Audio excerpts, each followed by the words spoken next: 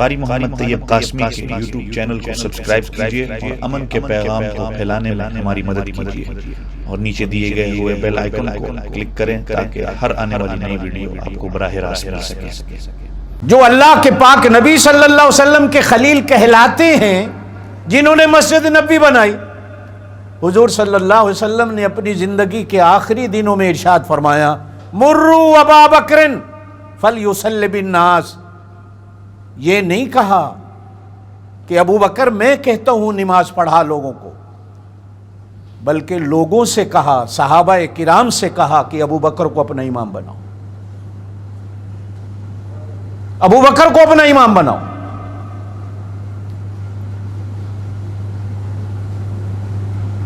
17 نمازیں میرے پاک نبی صلی اللہ علیہ وسلم کی حیات مبارکہ میں مصلی رسول پر کھڑے ہو کر امت کو جناب صدیق اکبر نے پڑھائی۔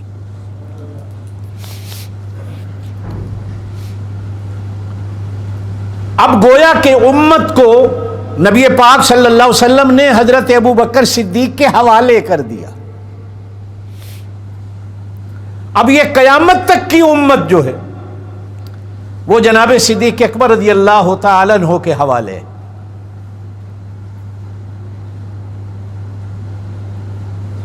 یہ پہلا مسلمان ہے، کون سا؟ زور سے بولیں۔ نبی پاک صلی اللہ علیہ وسلم تو خود ایمان تھے، صاحب وہ خود مجسمہ ایمان تھے۔ نبی پاک صلی اللہ علیہ وسلم کی اس میں کیا گنتی ہے، آپ تو خود مجسمہ ایمان تھے، لیکن ایمان قبول کرنے میں سب سے پہلے جناب صدیق اکبر کا نمبر۔ اب قیامت تک جو بندے بھی ایمان لاتے رہیں گے،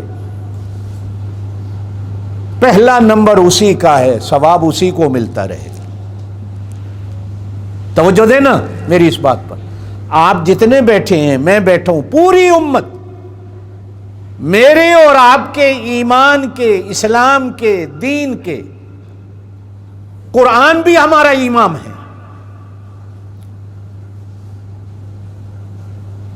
ابو بکر صدیق رضی اللہ تعالیٰ عنہ قیامت تک آنے والی امت کی ابتدا ہے۔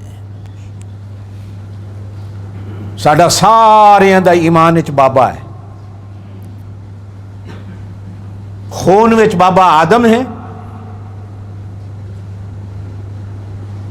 اور ایمان میں بابا زور سے کہیں جناب صدیق اکبر ہے۔ مڈ ہے، مڈ جڑ ہے۔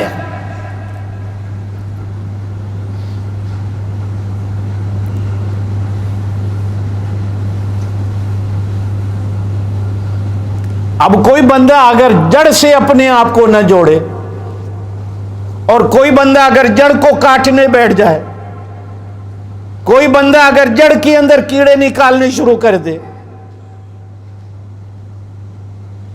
آپ جو آتے ہیں نا نماز کو، آپ جو آتے ہیں، یہ آپ جہاں اللہ کی توفیق ہوتی ہے وہاں آپ محنت کر کے بھاگتے آتے ہیں۔ میں جو بیان کرتا ہوں جہاں یہ اللہ کی رحمت ہے، میں بھی کتابیں دیکھ دیکھ کر محنت کر کے آپ کے سامنے کچھ کہنے آتا ہوں۔ ہمیشہ عقیدہ رکھنا ہے کہ نبوت ایک ایسی چیز ہے جس میں محنت شامل نہیں ہوتی۔ نبوت کے لیے اللہ چنتا ہے،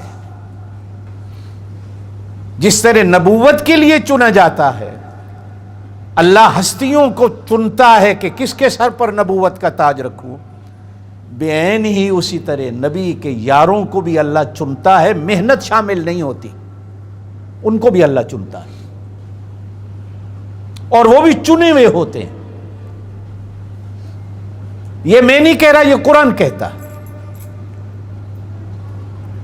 آدم علیہ السلام سے لے کر قیامت تک وہ دلوں کا بھید جاننے والا، دلوں کو بنانے والا، جس نے دلوں کو بنایا، رگوں کو بنایا، وہ دلوں کو جانتا تھا۔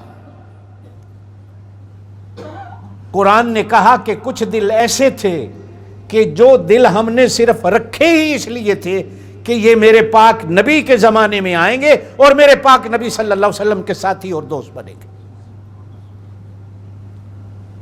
اولئک الذین امتحن اللہ قلوبہم للتقوی، اور ان دلوں کو اللہ نے محفوظ رکھا ہوا تھا۔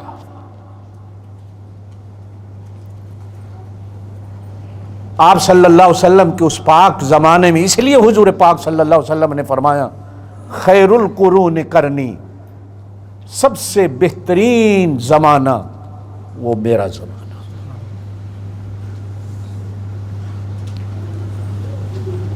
اب کیا مطلب نکلا؟ صرف زمانہ نہیں، اس زمانے کی ہوا، اس زمانے کی فضا، اس زمانے کے لوگ، اس زمانے کے لوگوں کے تعلقات، اس زمانے کے لوگوں کا دیکھنا، اس زمانے میں لوگوں کا اٹھنا بیٹھنا، اس زمانے میں لوگوں کا ملنا جلنا، ان لوگوں کے ملنے جلنے جیسا نہ پہلا کسی کا نہ بعد میں کسی کا۔ اس لیے کہ نبی کے کمالات، میں نے گزشتہ جمعہ عرض کی تھی کہ پہچان ہر بندے کی، آپ کی بھی میری بھی، ساتھ بیٹھنے والوں سے ہوتی ہے۔ جس نے مجھے جاننا ہے وہ میرے دوستوں کو جانے، جس نے کسی اور کو دیکھنا اور جاننا پہچاننا ہے وہ اس کے دوستوں اور یاروں کو دیکھے کہ یہ کن کے ساتھ اٹھتا بیٹھتا ہے۔ نبی کے یاروں کو دیکھنا ہے، صدیق اکبر کو دیکھنا ہے، تو نبوت کو دیکھنا ہے کہ یہ اٹھتا بیٹھتا نبی کے ساتھ۔ سارے نبی کے کمالات، آپ اور میں بھی کبھی کبھی کہتے ہیں کہ کاش ہم اس زمانے میں پیدا ہوتے، ہم نبی کو دیکھ لیتے۔ نہ، شکر کرو اس زمانے میں پیدا کر کے اس نے نبی کی محبت دے دی ہے۔ اس زمانے میں اگر پیدا ہوتے، اگر ابو جہل کے ساتھ کھڑے ہوتے تو کیا ہوتا؟ حضور نے فرمایا، جمعے میں آپ سنتے رہتے،